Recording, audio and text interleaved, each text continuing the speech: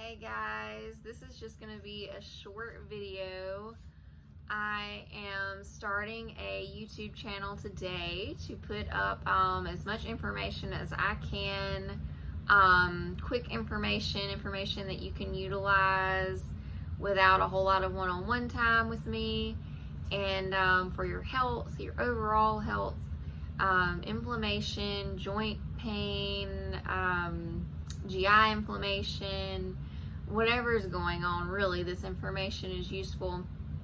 So this is today's short video. I am really talking about inflammation, and you should know that there are so many ways to help reduce inflammation in your body and take care of yourself. And the most important things are going to be nutrition and lifestyle.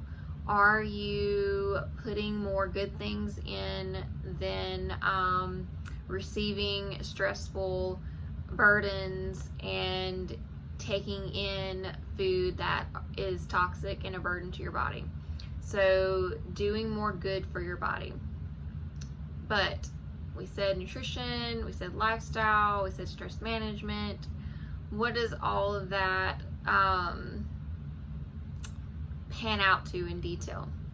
So moderate strength exercise is a great add-on to your lifestyle. Obviously, physical therapists use exercise strategies to help you with your pain and inflammation in your joints, but moderate exercise is shown to have all sorts of health benefits. I don't have to go over each and every one with you. Just jump online, look it up. The right doctors online are advertising, promoting this too.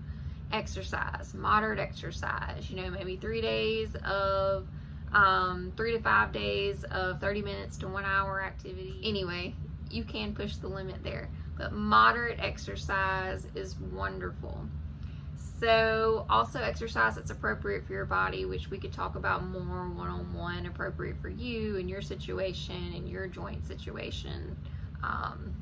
So that all of that matters, your health, your cardiovascular health, your heart health. Anyway, we can work on that in detail, but in general, moderate exercise is what you need to know. Sleep is important, obviously. Talk about sleep now in my practice with my patients, my back pain patients especially, because studies are showing that people who don't get their 6 to 8 hours of sleep are at more risk of back pain and more risk of not getting better with other strategies, not getting their back pain resolved. So it's correlated with sleep problems now. Anyway, we could talk about that more in detail, solutions for that. And obviously, if you're in pain, there's a burden, a cycle of pain, lack of sleep, pain, lack of sleep. So you need to find ways to temporarily at least get that pain down while you're trying to resolve inflammation or joint pain, so that you can heal. And yeah, that's about it. So sleep, 6 to 8 hours of sleep. There are ways in detail to improve that. At night, you need to be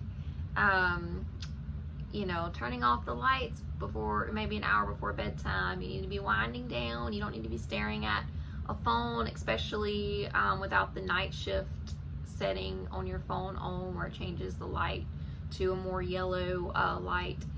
And there are some people that talk about turning your Wi-Fi off at night, but there are so many things. Just trying to wind down, breathe, not watching television, and a dark environment. So maybe that'll help you get to sleep and help your body's natural melatonin production. So other than that, this is turning out to be a longer video than I planned, because I could go into detail on every subject line that I wrote down for y'all. So I'll start listing some.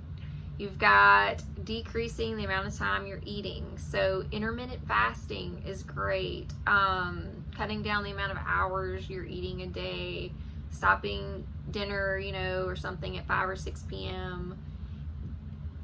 research and doctors are showing it helps. I mean, some of us love to eat and at all times of the day.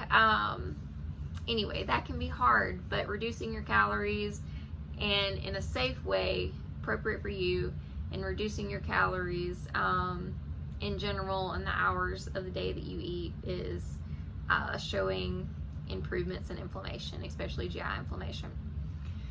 So replacing carbs with like, you know, the carb crutch. Like if I'm sleepy or if I'm stressed or don't feel good for the day, I want to go get some sugar, even if it's natural sugar. Like I constantly crave sweet food, and a lot of us do, but we have got to try to get some discipline control over that. We have got to go outside and you know, do an exercise and just say like, exercise over food. Like, this sugar isn't what I really need. Got to get out there and do something else. I don't need potatoes and rice with every meal and pasta and bread. I need to eat some lean meat, like 4 to 6 ounces on my plate, and, you know, some vegetables, a variety, some green stuff, not just carb, starch, and sugar, for a number of reasons, but this is one of them, for reducing inflammation. We need to learn maybe to go read or to go do something else and get our mind off of those carbs. Go play with our child, go do something besides use the carb crutch for our comfort daily. So meditation, I'm just going to start listing these, guys. There's so many details I could do on each subject. Fruits and vegetable consumption, increasing that, increasing variety, making sure you're getting enough magnesium daily, enough zinc daily, enough vitamin D, chromium, choline. Coffee may or may not be associated with inflammation, but watch that caffeine consumption anyway. I've chosen not to drink coffee for a number of reasons that we could go into at a later date. Vagus nerve, so vagus nerve stimulation, that's one of the easiest ways is deep breathing, relaxing, meditation, prayer, and then some silly ways are just like singing out loud and gargling water when you brush your teeth. Anyway, exposure to cold showers will stimulate the vagus nerve. Foot massage, neck massage will stimulate the vagus nerve. Calorie restriction, we already talked about that. Elemental diet, shakes. So anyway, that's not really something I need to expand on for everyone, but very helpful with GI issues. Fish oil, obviously your omega-3s, and DHA and EPA. 2 servings of oily fish per week. The source does matter. Alaskan wild-caught salmon, over farm-raised catfish and tilapia. We could go into that later. Right.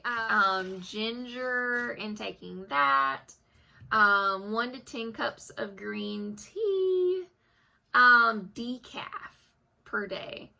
And, you know, there's some mixed information on decaf products because of the way they're processed. Another topic for another day.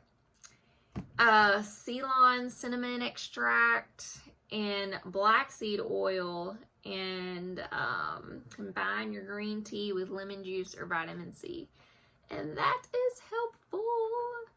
So that was a very long list, and those are just a number of things that we expand upon if you work with me one-on-one for improving your health. Remember, the main thing is nutrition, moderate exercise, stress management. Yeah, I mean, that sums up most of it. Sleep. So, doing your best, you know, like, don't feel guilty that you're not doing something. Like, that doesn't solve a problem. I'm big on that. Like, there's no guilt. There's no, oh, you know, you talk about health, and stuff, but, you know, sometimes you eat this. Well, you know, we're all human, and I'm not gonna, you know, fight us on being human. But if we can do 80 or 90% of good things for ourselves, then anyway, our body is going to take in more good than bad, and it can handle temporary assaults. Doing harmful things and eating harmful things constantly can happen when you think you're mostly doing good. So, you know, you have to be mindful, like, am I really cutting my carbs, or am I constantly saying one cinnamon roll, one muffin, one piece of bread, you know, all day long, and it all adding up? You see what I mean? And paying attention to what's on your plate. So that way, so truly you're getting 80 or 90% of good things, especially nutrient wise, versus not. And remember that every poor meal you intake is not only a burden if it has things in it that are harmful for you, but it's also a lack of good things. Like, you missed an opportunity to take care of yourself and like feed your body nutrients that help it heal. And so it's a double whammy when we especially don't take care of our plate.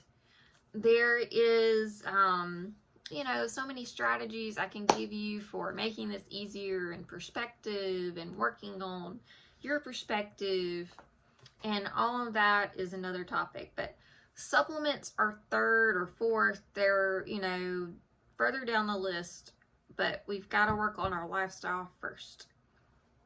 So any questions, comment below. I am going to enjoy so much publishing more content to help you take care of yourself. All right, guys. So have a good one. Until next time.